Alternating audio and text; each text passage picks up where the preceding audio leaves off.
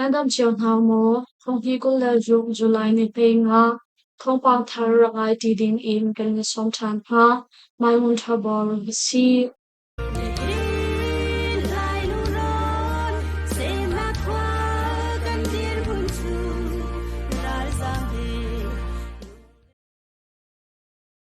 Remaram kong Akichua Golding in ASEAN Chairman Philippine Foreign Minister Le,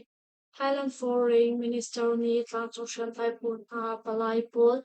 Atli Tupin Avoy Khatna Anton ha. Remaram a Changchoma ni Ram Shung Weibai na Adai Ko I, Ram Kyoning in Senghai na Ko na Hale, Apichuak and Kol Ko na Rin sa a. Memorandum kong he apitlay mi ASEAN Special Palaipol,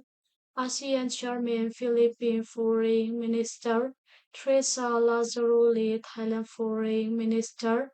Pangke Koni Memorandum Tlangsong Shantai Punha Chung In, Palaipol Chu Kutkakar In Atlitup In, Tomberwanak and Ngay Pinagong, Billy Honorio News Channel ni Nizan July ni Haley A Athan, July ni Hay Tumakan Thailand Ram Pataya Kopi A ASEAN Special Palaipol ni Atubantuk In Aboy Khatnak Tomberwana Kangay Pinha Hi CE Tlangsong Shantai Punhani Sun Philippine Foreign Minister Teresa Lazaro Le Thailand Foreign Minister Phongkhet Kochu Anma Pumpak Puchiao In Unton Ha I Cheng Mai Nak An Ngay Pinha Tia Thai Si Philippine Foreign Minister Teresa Lazaro Nichun, Ramday Naglam Khuan I kan kalko nagring cha a, Bekia Naglam Tampi Aung Kauri, Tutan Hi ASEAN Special Palaipol Le, Member Ram Tlangsong Shanghai Pun na Avoy Khatnak, Tomberuad na kan ngay CE, Abipi Tukmi Si Tia Achim, ASEAN Chairman Philippine Foreign Minister Teresa Lazaro Nihin, Anma he Tomberua na angay mi tlangsong siyangkay punha min chu, declare in at simdulaw na in, atu I anma he Tomberua na angay mi tlangsong siyangkay pu dilak ni hin, remday na ko nak din sa a, laman han ko tia at sim. I Tomberua na ka hin rin sang at lai mi officer ball, anma pumpak in ang gabret sa a kanizom choma mi ko nga hin, Become nak chiu khat kan tua khoko lai ti khazu hi thil si ning a thleng nong kho tu pakhat a si khau hi bantuk tomberwa na kan ngai kho mi hi a tha tuk mi mel chin nak pakhat a si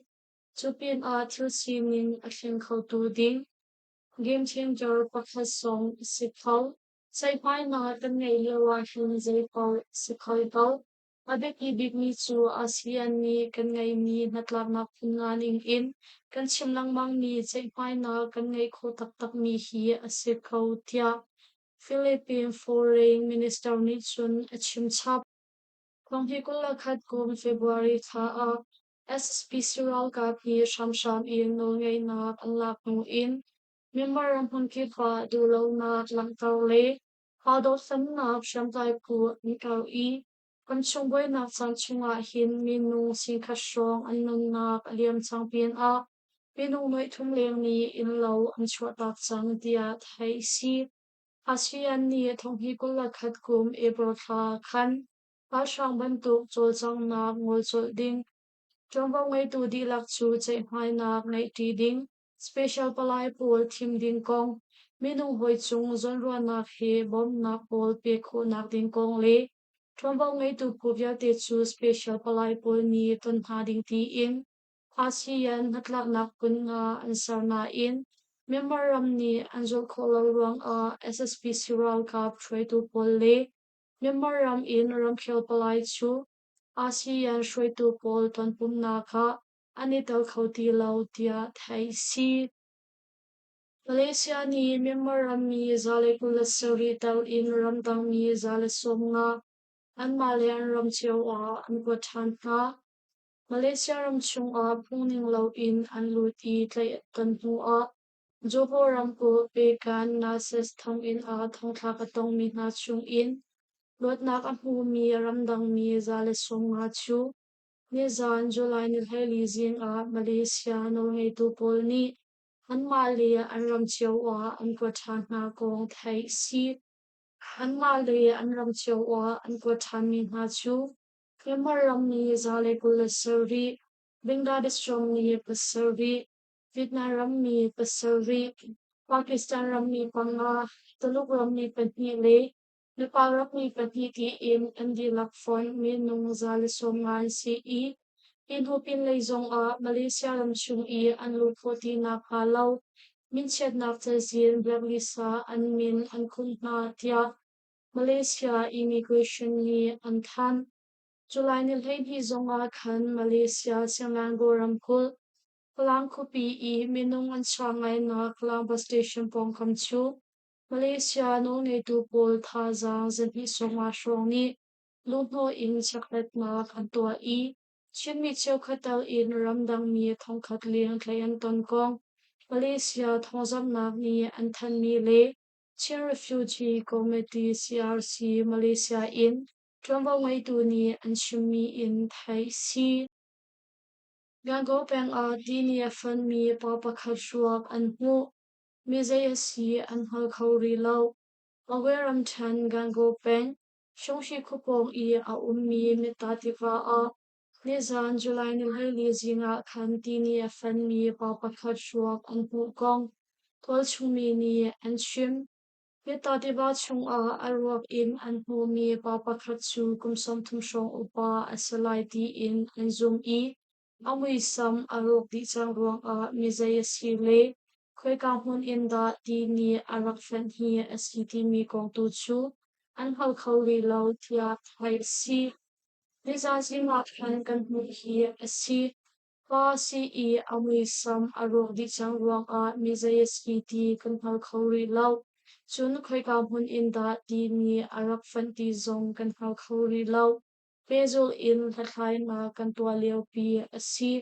Tol chung mi ni ajua kan lak I jombo ngay tu na ni chaklet na kan tua leo tia Tol chung mi pakhat ni yuwa lintan a achim Rakhay a tia lian I kami mi punpan ni ti a anpam Hangsay kwa mi na chu rolen chon ko ti lau na nirviat asitsang Rakhay ramkul pong na chempeng Chang lang pong kwa a chat lau in wa pia suruang a Tivati an lian I kami mi pun papan ni chu ti a an pam kong Tol chung thong zam nak ni Nizan July ni heli a an than Nak liam mi kami mi pun papan ni chu Kumsom thong shong asin mi na ko ang pan le Ko mau mau tan an si I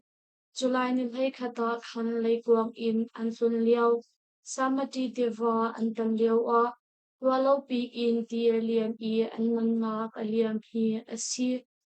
Chun ho a July ni hei thum a an ruak an mu na tia thai si Tia apan mi kuang pain le ko mau mau tan ruak chu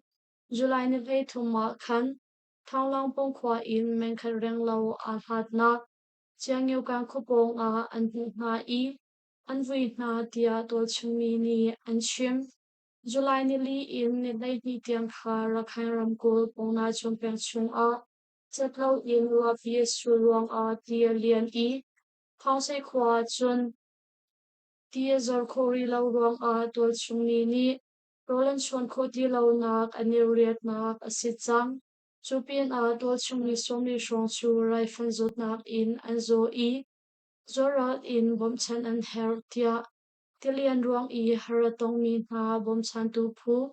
Action for Community Resolution Organization ACRO ni Nizan a an than ve